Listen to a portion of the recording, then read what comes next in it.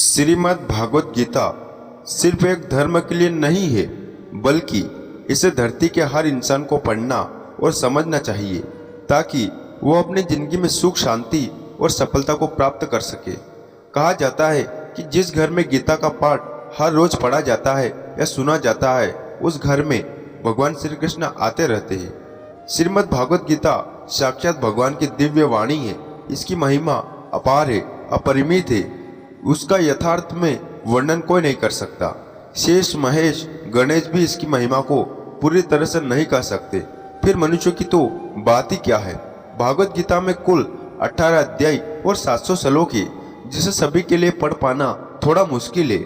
इसलिए आज के इस बेहद ही खास वीडियो में हम श्रीमद् भागवत गीता के 18 अध्याय और 700 श्लोक के सार के बारे में बात करेंगे, जिन्हें जानकर आप श्रीमद् भागवत गीता का सही मतलब समझ पाएंगे।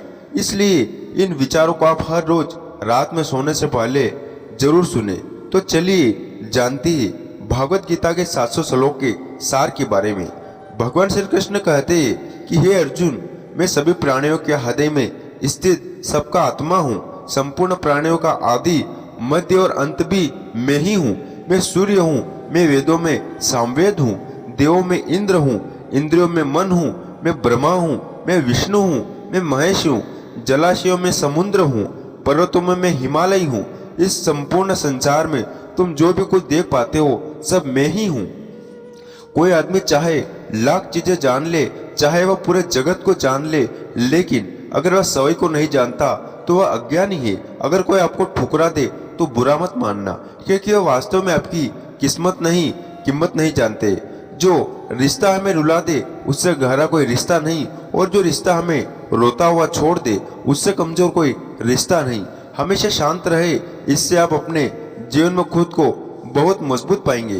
क्योंकि लोहा ठंडा होने पर ही मजबूत होता है, पर गर्म होने पर तो उसे किसी भी आकार में ढाला जा सकता है। किसी विपत्ति के समय आपको 7 गुण बचाएंगे: आपका ज्ञान, आपकी विनम्रता, आपकी बुद्धि, आपके भीतर का साहस, आपके अच्छे कर्म, सच बोलने की आदत और ईश्वर में विश्वास। आत्मा हमेशा जानती है कि सही क्या है और गलत क्या है, लेकिन मनुष्य के सामने चुनौती तो मन को समझने की होती है। मुश्किल समय में व्यक्ति अकेला हो जाता है, लेकिन मुश्किलों की वजह से ही वही व्यक्ति मजबूत हो जाता है। जो आपको सम्मान दे, उसी को सम्मान दीजिए। हैसियत देकर सर झुकाना कायरता का लक्षण है। हे अर्जुन, जो ना कभी हर्षित होता है, ना किसी से द्वेष करता है, ना शोक करता है, ना कामना करता है, जो शुभ और अशुभ संपूर्ण कर्मों का त्यागी है, वह ज्ञानी मनुष्य मुझको अति प्रिय है। मुझे पाने के 3 तरीके हैं: ध्यान योग, ज्ञान योग और कर्म योग। और इन सब में कर्म योग सबसे प्रधान है। किसी पर विश्वास करना हो तो उनकी बातों पर नहीं, उनकी हरकतों पर ध्यान दो। गुस्से के वक्त थोड़ा रुक जाने से और गलती के वक्त थोड़ा झुक जाने से जिंदगी और भी आसान हो जाती है। भगवान श्री कृष्ण कहते हैं, जो मनुष्य मुझे जान लेता है, वह जन्म मरण के बंधनों से मुक्त हो जाता है। जो मनुष्य भागवत गीता को पढ़कर उस पर अमल करता है, उसके सारे दुष्कर्म का प्रभाव समाप्त हो जाता है। जो भाग्य में है वह भाग कर आएगा, और जो भाग्य में नहीं है वह आकर भी भाग जाएगा। जैसे हवा के झोंके नाव को भटका देते हैं, वैसे मनुष्य की इच्छाएं बुद्धि को भी भटका देती है। एक समझदार व्यक्ति वही है जो दूसरों को देखकर उनकी विशेषताओं से सीखता है, उनसे तुलना और ईर्ष्या नहीं करता। शस्त्र केवल शरीर को घायल कर देते हैं, किंतु शब्द आत्मा को भी घायल कर देते हैं। जो मनुष्य अपने को परमात्मा से अलग नहीं समझता और न ही शरीर से अपना कोई संबंध मानता है, वह सदा के लिए जन्म मरण से मुक्ति पा लेता है। जो व्यक्ति आध्यात्मिक जागरूकता के शिखर तक पहुंच चुके हैं, उनका मार्ग है निस्वार्थ कर्म, और जो भगवान के साथ संयोजित हो चुके हैं, उनका मार्ग स्थिरता और शांति है।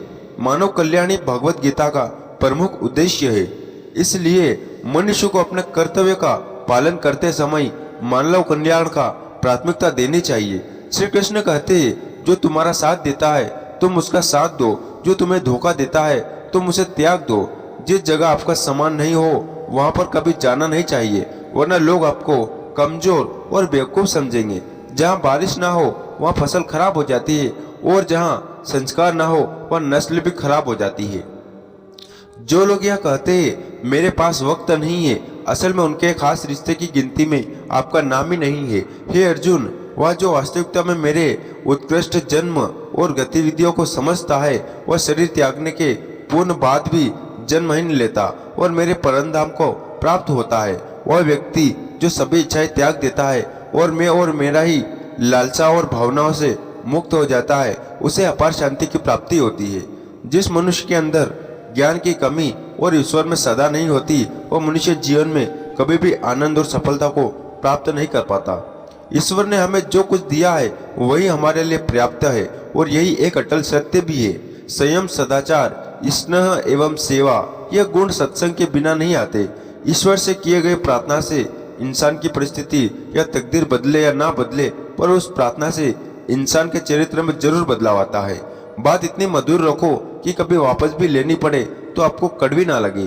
खुद में थोड़ा स्वाभिमान होना जरूरी है, वरना लोग आपको वहां भी दबाने की कोशिश करेंगे जहां आपका अधिकार कोई एक महापुरुष की आत्मा को आश्चर्य की भांति देखता है, वैसा ही दूसरा कोई महापुरुष इसके तत्वों का आश्चर्य की भांति वर्णन करता है, तथा दूसरा कोई अधिकारी पुरुष ही इसे आश्चर्य की भांति सुनता है और कोई कोई तो सुनकर भी इसको नहीं जानता। श्री कृष्ण कहते हैं, दुख सुख को समान समझने वाले जिस धीर पुरुष को इंद्रिया और विषयों का संयोग व्याकुल नहीं करते, वह मोक्ष के योग्य होता है।